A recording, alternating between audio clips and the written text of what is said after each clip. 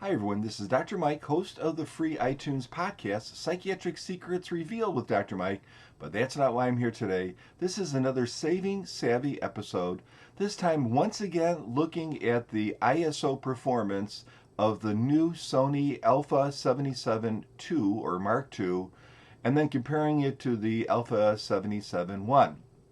So why am I doing this video? Well, typically when I get a camera, I'll just automatically run through the ISO range just to see where my personal limits are, where I would put something on Facebook, where I would print something, that sort of thing.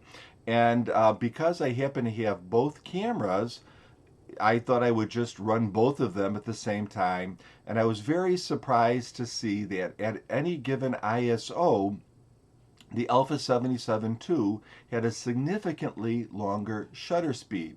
So I did do a couple YouTube videos on that topic, and it was pretty kind of upsetting to me because obviously you need to trust the numbers that your camera gives you.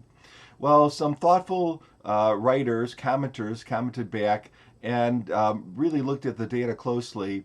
And I did have an error, and that error was unintentional, but in with the Alpha 77, I was using more of a center weighted metering, which is what I will often do. And the Alpha 77 Mark II was just out of the box, so it was doing more of that matrix averaging metering.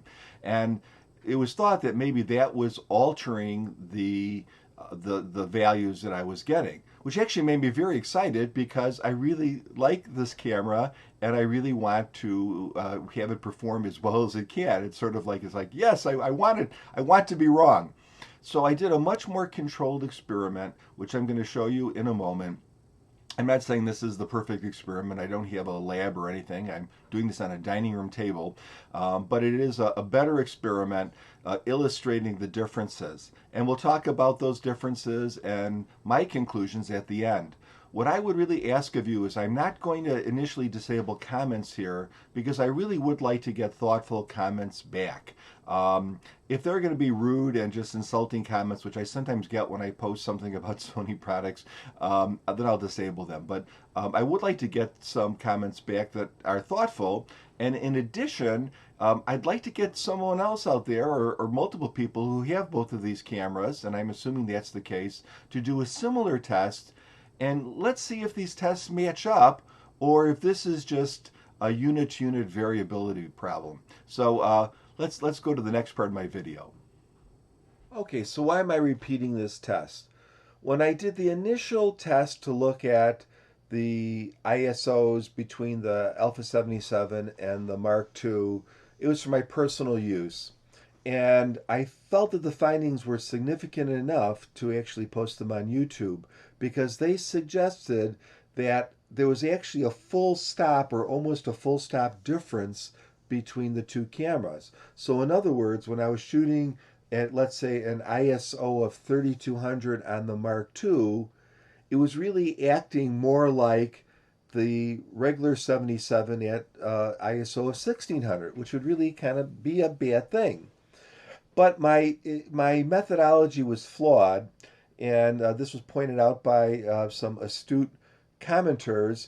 And the biggest problem was that I was using my Alpha 77 with center weighted metering, and that's because that's what I had used prior before I was using the camera for something else.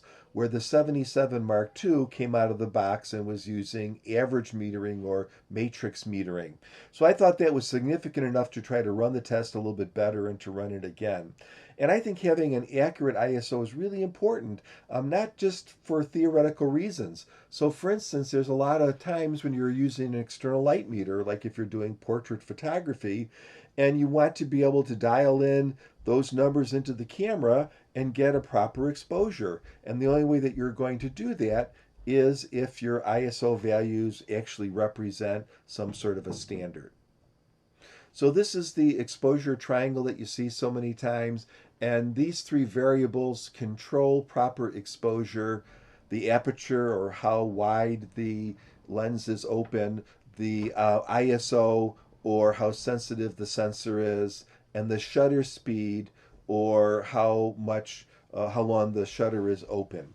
And if the light is constant on the object, and if we make the aperture constant and the ISO constant, the shutter speed should be relatively constant. In other words, it doesn't have to be exactly the same, but it should be relatively constant if this exposure triangle if it holds up. So this is what I did this time to improve the experiment. First of all, I set both cameras to their factory default settings. So this way, if I had made any changes on the Alpha 77, even 6 months ago, maybe I adjusted color parameters or something, that would be wiped out and we'd be back at the factory settings. I also tried to create a lighting situation that was as controlled as I could within the limitations of my ability. And I used the same lens in aperture priority at an f of 5.6. I also shot all the shots at 50 millimeters, which was the telephoto range of that lens. And I did that strictly because I could just dial it in and I didn't have to worry about coming back to the computer and finding that I shot one set of images at a focal length of 40 millimeters and then another one at 46 millimeters. So I would eliminate that variability too. This is the setup that I used. So we have two daylight bulbs shining into a light tent. Those objects are just placed there, again, very unartistically, but just placed there so there's a variety of colors so that we're not just going to be metering on, let's say, a blue background. So we're kind of giving it supposedly a more natural looking scene to look at. And this is the actual image that was repeated over and over again. And you might wonder, gee, that doesn't look like it was the composition was not very good. And this is because I wanted the camera to directly face the image head on. So I didn't want to have it at an angle. And so this is basically the image that we got. Again, we're not looking for beauty here. We're just looking at a lot of different colors that the camera can focus on. So here are the results. So we start out at an ISO of 12,800. And on the left, you see the Alpha 77. On the right, you see the Mark II.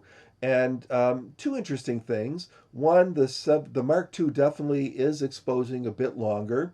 And you also see variability. So from shot to shot, the camera will decide, even though these shots are taken in rapid succession and in what appears to be identical conditions, it will decide a different shutter speed based on who knows what. And that was for both of the cameras, so there is variability.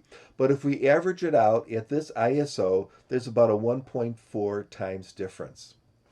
If we go to an ISO of 6400, we could again see that variability, this time on the Alpha 77, choosing a different shutter speed in that last exposure. And this is about a 1.4 times difference. If we go to an ISO of 3200, again some variability between the two cameras. This is about a 1.5 times difference. Again, the Alpha 77 is consistently shooting at shorter shutter speeds than the Alpha 77II. How about an ISO of 1600? Well, here we have a 1.5 times difference between the 77 and the Mark II. Again, the 77 shooting faster. And at 800, we have a 1.6 times difference with, again, always with the Alpha 77 shooting just a bit faster than the 77II. The 77II is letting more light in.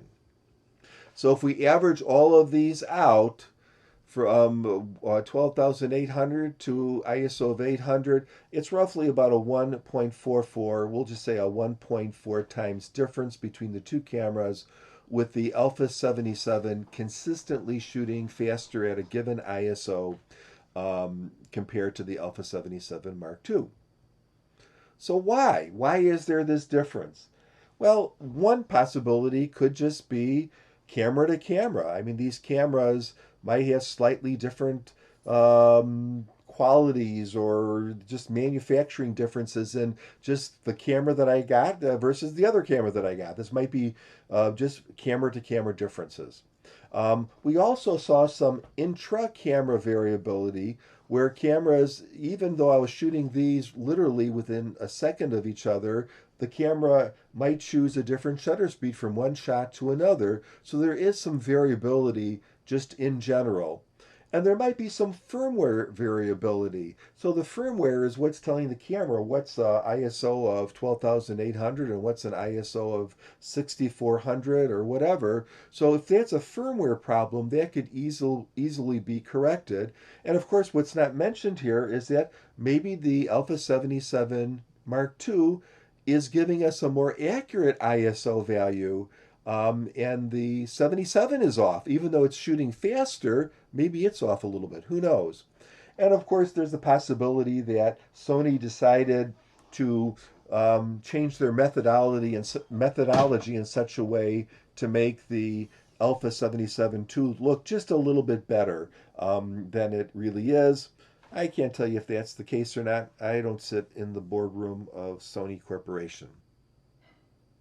So, what are our conclusions? Well, overall, even in this more controlled experiment, the Alpha 77 used slower shutter speeds at any given ISO. And that overall difference was about 1.4 times longer.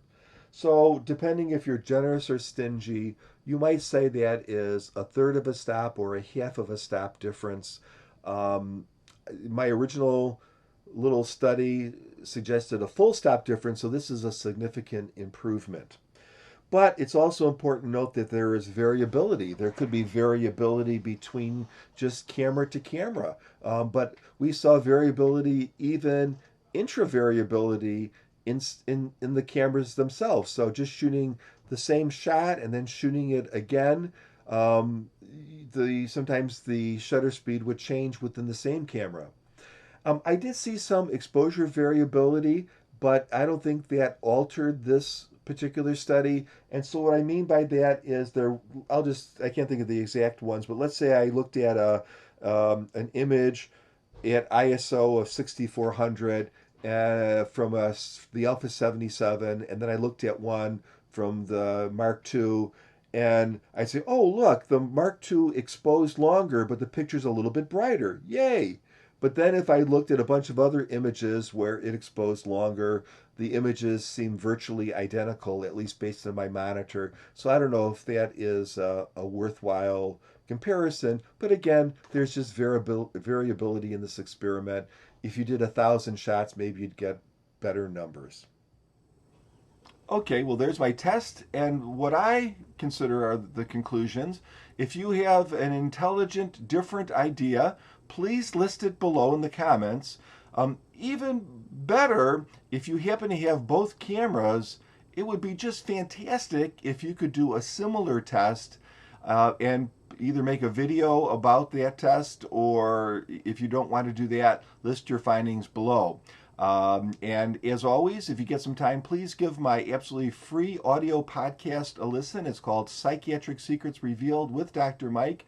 You can find it on iTunes and other podcatching sites. And also, as always, have a great day.